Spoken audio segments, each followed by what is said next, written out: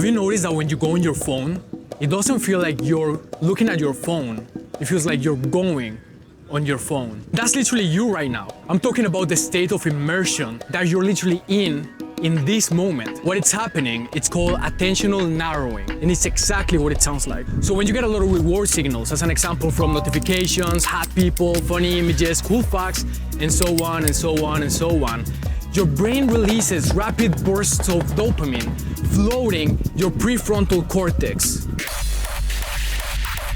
The prefrontal cortex, the part of your brain in charge of controlling your impulses and broader awareness, gets progressively flooded by this anticipation and seeking chemical. Dopamine. Dopamine, unlike what pop culture often says, is not a feel-good chemical. It's an anticipation and seeking chemical. The feel-good chemical would be serotonin, and not even that.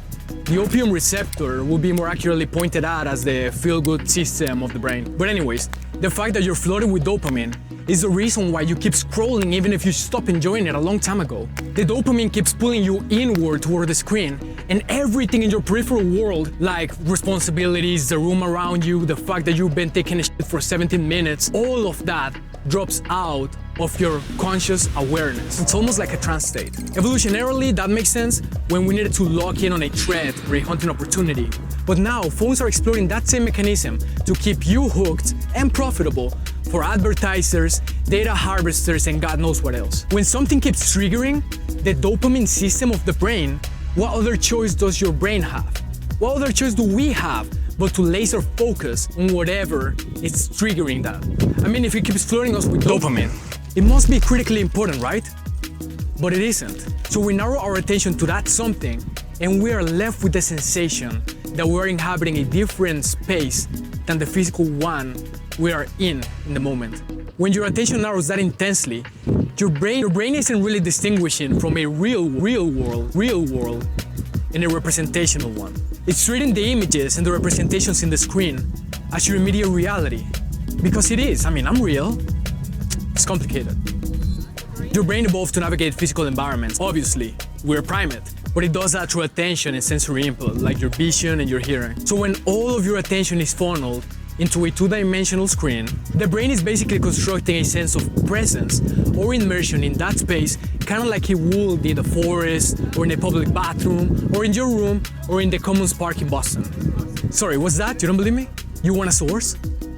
Okay. According to these guys, in this paper, they point out that the brain constantly creates and updates a model of where it, the self, is located. If you put a brain on a virtual world, using VR as an example, as long as this world is consistent and responsive, the brain treats this virtual space as a real one.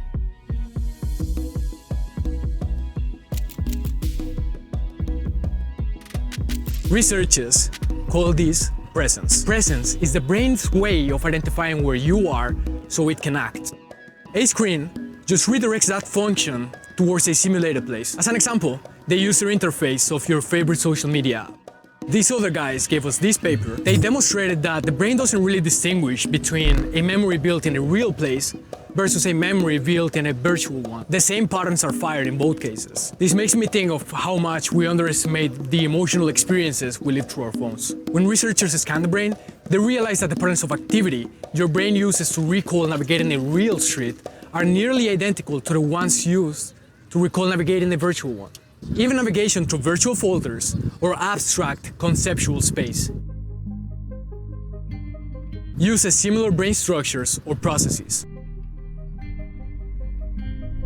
But wait, there's more. What I'm about to tell you is the reason why your phone or your computer feels like a place and not just a simple device. This happens through a two-level system that most people will never know about. Level 1 is building the mental model. To do that, the brain is constantly tracking two things simultaneously. The first one is you, your body's position, orientation, basically your location in the physical space. And 2, the space around you. Walls, landmarks, the physical space you're inhabiting. Your brain doesn't give a f*** if it's walking on the African savannah or if it's staring at an iPhone 14 Plus. It works with whatever sensory information is available. Now, there are two types of attention that fit the system. Voluntary attention, like looking around and exploring, and involuntary attention, something in the environment just grabs you, like a knock at the door.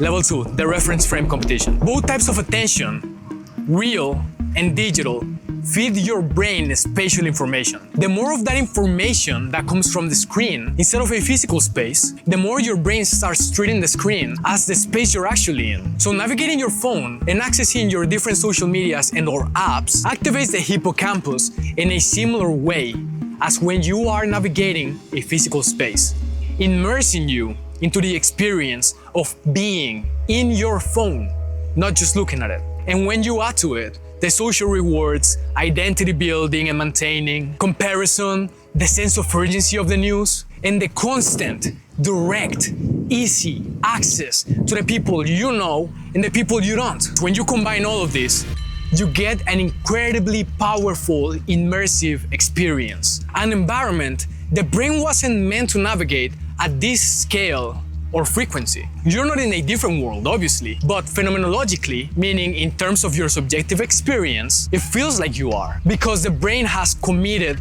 all of its resources to that particular stream of information. Your brain can only focus on one stream of information at a time. So it's either your room or the space that you're inhabiting or your device. And trust me, I don't think your room has as much excitement as your device. The cool thing about this is that this is the same neural machinery that makes a cool movie or a book or a video essay interesting and immersive.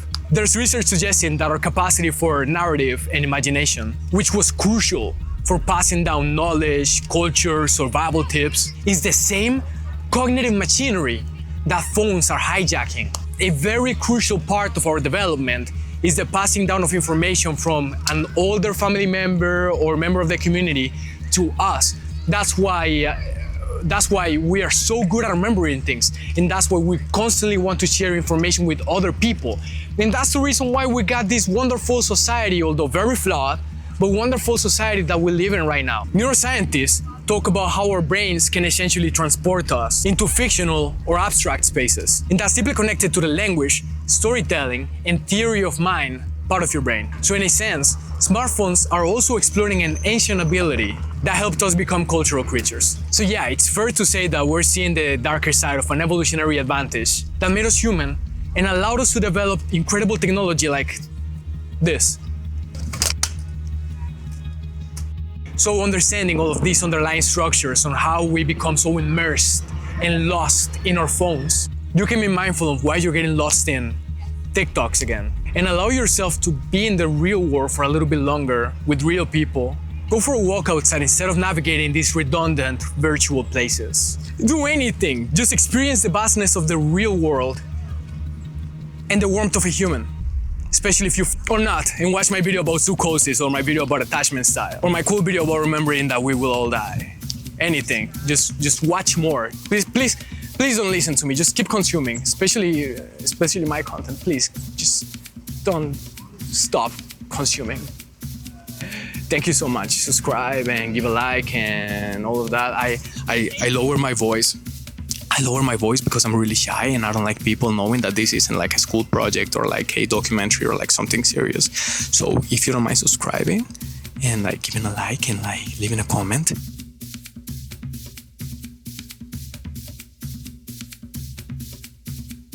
I swear, as soon as I finished the script, I could not wait to just go back into my fucking phone. I was fiending for it.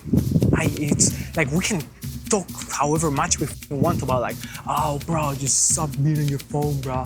Just be mindful of your awareness. Just go and hug somebody, bro. Like you're on your phone, bro. But in the end, like there's nothing we can do. We lost. That's it. The phone won, we lost, and there's no way out of it. It's just the reality that we're under right now. And enjoy it. What else do you have? Friedrich Nietzsche said,